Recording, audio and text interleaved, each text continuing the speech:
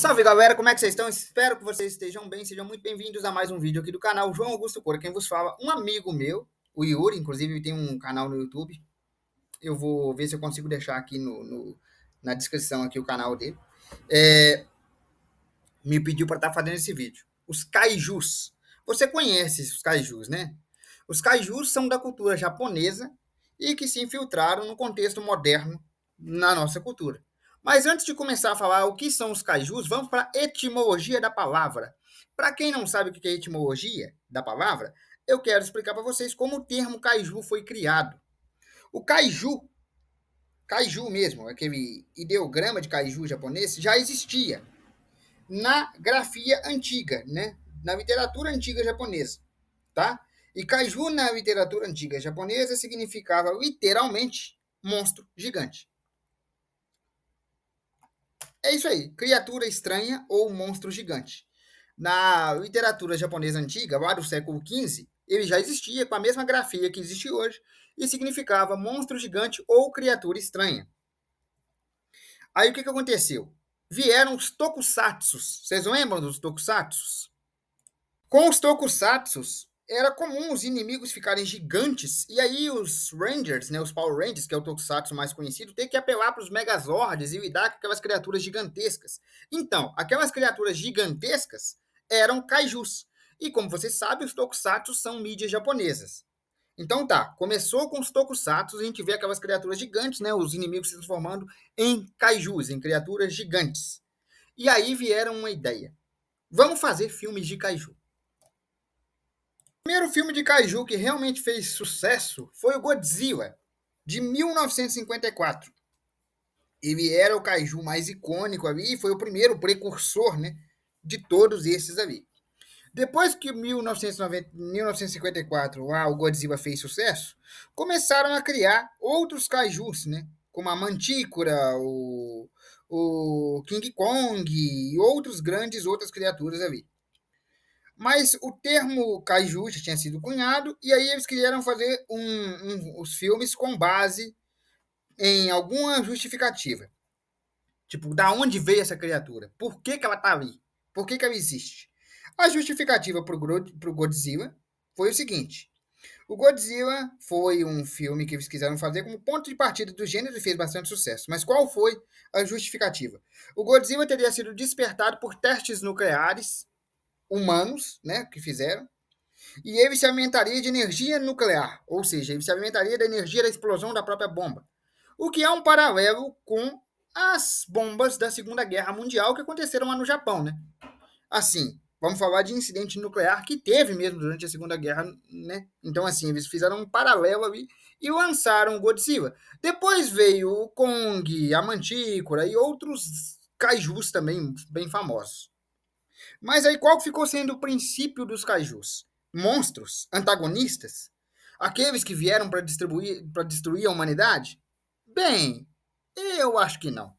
Se eu vejo um gorila gigante atacando a cidade, destruindo helicópteros e matando pessoas, normalmente o gorila gigante é o culpado, o monstro Godzilla é o culpado, certo? O kaiju é o vilão, certo? Bem, não. O fato é que o Godzilla fez sucesso e depois foram lançados outros filmes, né? Que foi a Mantícora, que é uma mariposa gigante. Foi lançado também o Rondan, que é um tipo um pterodátilo, e o King Kong, que é esse macacão gigante que a gente está vendo. Depois foi lançado também a Ghidorah, que é um dragão de 3 cabeças também.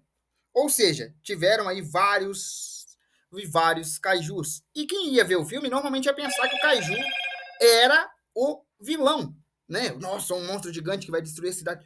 Só que não, não era bem isso.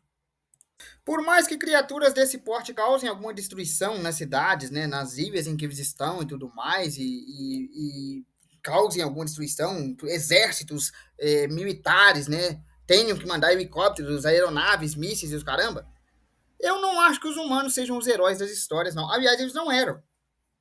Quem olha da primeira vista acha que essas criaturas gigantes realmente representam os vilões, só que eles não representam os vilões. Os vilões são é a própria humanidade. Porque os kaijus, eles representam a resposta às catástrofes que já existem. Deixa eu explicar isso de uma maneira melhor. Os kaijus não são meros monstros, tá? Eles não são meros monstros. Eles são protetores, guardiões da natureza. Como eu disse, o Godzilla foi criado, foi acordado, ele não foi criado, ele foi acordado por uma explosão nuclear. Note, ele foi acordado, ninguém criou ele. O Kong da Ilha da Caveira, alguém foi na merda da Ilha da Caveira incomodar o Kong, que era o guardião da ilha. Alguém foi lá incomodar o macaco. Então, tipo assim, são guardiões da natureza, que o meio ambiente já tem para manter o equilíbrio, e que algum humano vai lá e faz uma cagada e desperta o monstro. Então não é que o monstro seja o vilão. O vilão é o humano. Só que ele acordou justamente os guardiões da natureza. E às vezes, aqueles que são guardiões usam violência. Então é como se a natureza tivesse mandado os kaijus para cobrar a conta. Conta do quê, João? A conta do que o ser humano vem fazendo com o planeta, né? Desastres ambientais, queimadas e tal, e não sei o quê. Aí os kaijus acordam por algum motivo, muitas vezes por invasão de território, como foi a Ilha da Caveira, ou por experiências nucleares, ou seja, pela mão humana, os kaijus acordam e começam a causar destruição. Mas eles não são os vilões, eles são quem está cobrando a conta. Eles são quem está cobrando a conta. Eles são para te lembrar, olha, o planeta precisa de você para ajudar. O meio ambiente precisa de você para ajudar. Se você estiver ferrando o meio ambiente, a natureza vai mandar o jeito de cobrar. E pelas telas dos cinemas, a gente não vai ver um kaiju na vida real, mas pelas telas dos cinemas, os kaijus são essa conta, né? Os kaijus são esses caras que são os guardiões do meio ambiente, né? Os guardiões ambientais, digamos assim. Aqueles que vêm para proteger a natureza e não o ser humano. Se o ser humano está causando desastres nucleares, bum, Godzilla. Se o ser humano está invadindo a ilha para explorar recursos naturais, que é a Ilha da Caveira, bum, Kong. E assim vai. Cada kaiju tem uma habilidade especial, específica, que é baseada em uma calamidade ambiental, que tem um paralelo com a calamidade ambiental. Eu não vou chegar nesse ponto agora do vídeo, porque se vocês quiserem, a gente vai falar de cada kaiju separadamente. Mas os kaijus não são vilões. Eles são os caras que vão lá para cobrar a conta. Olha, a natureza precisa de vocês para ajudar. Esses desastres aí, essas explosões ambientais, acordaram o Godzilla. Os caras foram na Ilha da Caveira para molar, explorar recursos, toparam com o Kong. Então, todo lugar que você for para explorar vai ter um quê, entendeu? Vai ter um que cobrar. Na vida real, você não vai ver o Godzilla por aí, também não vai ver o Kong. Só que a natureza ainda cobra, né? Tem causas ambientais aí, tem aquecimento global e por aí vai. Você pode até pensar assim, ah, João, você está politizando os filmes. Não, eu não tô. Se você pesquisar, e eu creio que você vai fazer isso, você vai descobrir que cada kaiju tem uma ligação, um poder específico com a natureza, uma ligação com a natureza. Eu citei aqui o Kong da Ilha da Caveira, né? Que é um kaiju também. Temos também o Godzilla, que foi desperto com energia nuclear que os humanos estavam mexendo. Está nos filmes, né? E aí tem cada um dos outros kaijus, né? Estou citando dois, mas tem outros também. Então, assim, cada kaiju tem a ligação direta com uma catástrofe ambiental ou relação com um poder ambiental. Seja raios, vendavais, energia nuclear, exploração de mata. Não interessa. Cada kaiju tem uma ligação com um tipo de ambiente e um poder relacionado, muitas vezes, a esse tipo de ambiente. E eu posso fazer um vídeo aqui especificamente falando de cada kaiju de forma separada, se for do interesse de vocês.